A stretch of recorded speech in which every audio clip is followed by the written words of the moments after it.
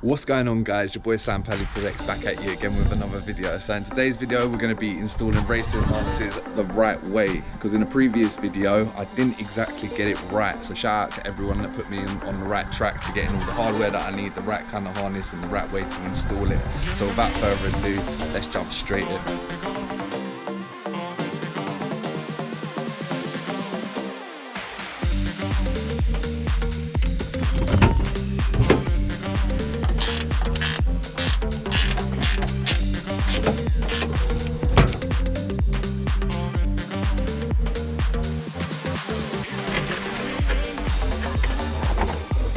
So what I've just realised is it's removable, which is great. We've got a few bolts here to take out. It should be okay. We'll get a new one.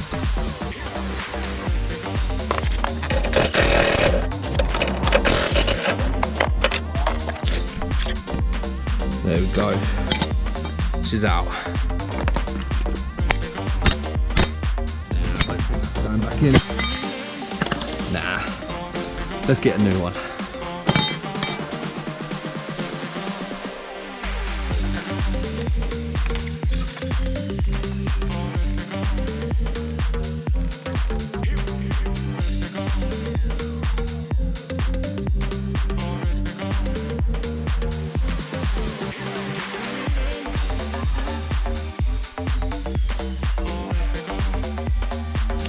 So we've knocked the dent out as best as possible. Don't worry about the shit wrap. We've just chucked a bit of wrap over there just to make it a tiny bit better. That's going to have to be completely re-wrapped anyway at some point, like other points in the car. But we got it off, got it right. Happy days. On to the main event. So the first thing I've ordered is a new harness bar. So this should go in between where the roll bar is. So the second thing that I've ordered is these mounting plates that go on the back of the transmission tunnel, which the harnesses bolt straight into. And the third thing I've ordered is a new Sparko harness, because the ones I had looked a little bit tired, so I thought, you know what, I'm just going to go with something fresh.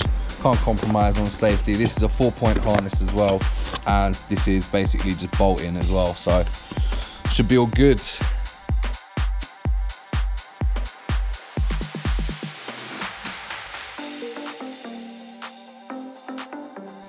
So I've had to put the soft top back up, which is in terrible shape. Might just remove it, to be fair. And what we've done, we've just taken the carpet out. Just gonna have to remove these two pieces, loosen up the roll bar to get the harness bar in. It goes from each seatbelt pillar, but obviously trying to get it in with that actual roll bar in is an absolute mission. It's not even possible, I don't think. But yeah, so we're gonna crack on with that right now.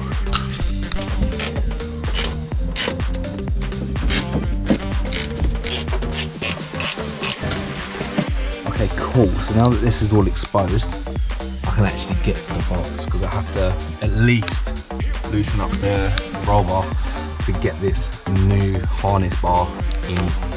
So I've fed the bar in, I've bolted it either side. Trying to get it in, I've had to get the bar in through here and then literally just hench it up and into here. I didn't really have much room to do so. It was really difficult. But just bolts in there from that side. Had to do a bit of light modification to make it fit, but it's all good. I'm just going to do that up now, and we should have a nice and easy working harness bar.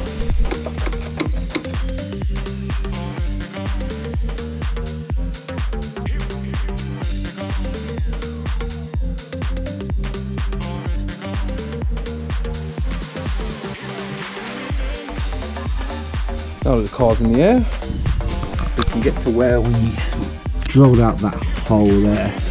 So let's go to the harness. Let's get this out. Okay, cool. Let's line it up. Okay, cool. We've got the side of the harness that's going to go on the transmission tunnel side here. So how we're going to put it in is we're going to use one of these spreader plates. Now I believe we use one of these because it has a greater surface area. So where that's on the inside of the transmission tunnel, you have a greater surface area. So in the event of a crash, it keeps you stable. Because I believe if you have just this bolt in there, it'll rip straight through the transmission tunnel, and then because of that, you go flying. So yeah, let's get this installed now. So one thing to mention is when you're putting this through, it needs to be directly on it, so no carpet in the way. So we just chopped a little bit of carpet out. It's only nice. Okay, cool. So that's where it comes out in the transmission tunnel. So we've got our plate here. Just gonna pop that over it. If you could tighten it, please. In this case, I've got someone to help me to tighten it from the inside. Right, spin it on.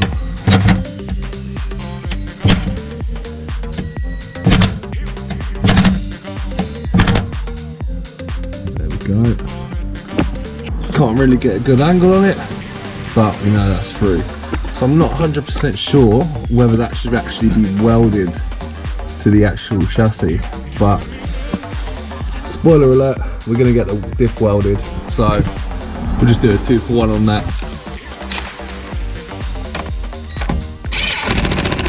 Okay, cool. For argument's sake, I'm gonna install it on the harness bar first because it's gonna be a bit difficult to film once I have the chair in. So this is like the top of the harness, so this will be threaded through the top of the seat. So we've got it coming through the front first.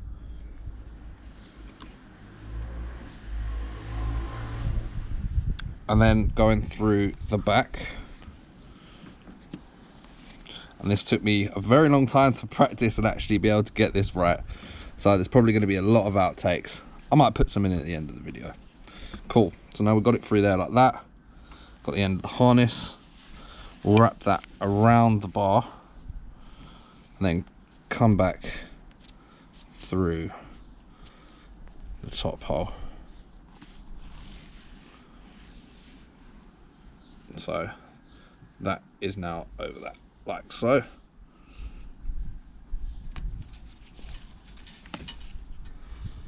Thread it through that bottom hole again.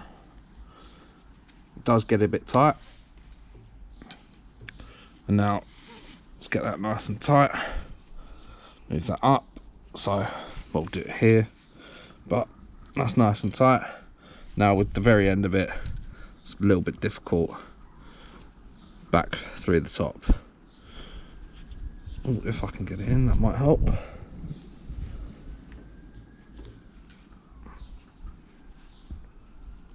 Just work it in.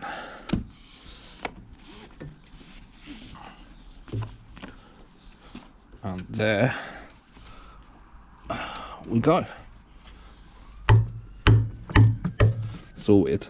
Now the only issue that I ran into was this, because this is meant to be a bolt in, but this is an improved way of doing it. So my research has shown me if this is pointing down where the bolt bit is, you won't be able to wrap it properly. So you need this bracket to be pointing upwards instead of downwards, because you can't actually wrap over that because it will slip off or whatever. But yeah, that's your wrap. So we're going to chuck the seats in and then repeat, and then we're good.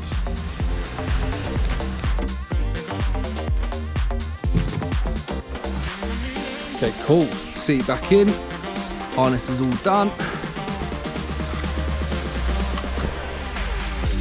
Lovely, happy days. Just got to go give him a little test drive. So there we have it. Harness bar and racing harnesses installed the right way on the MX5. And if it ain't the right way, chuck it down in the comments because we're not finished yet. So if you like what you saw, please subscribe to the channel, like, share, all of that good stuff, and I'll catch you on the next one. Ooh.